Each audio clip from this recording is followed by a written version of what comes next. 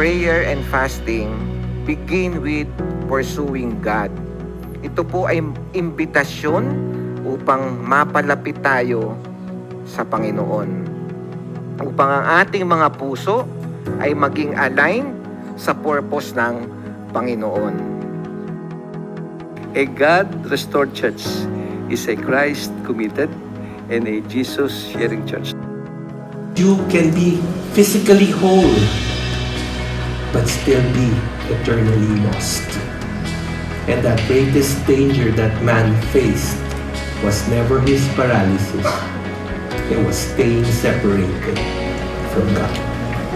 And He is not asking you to fix yourself first.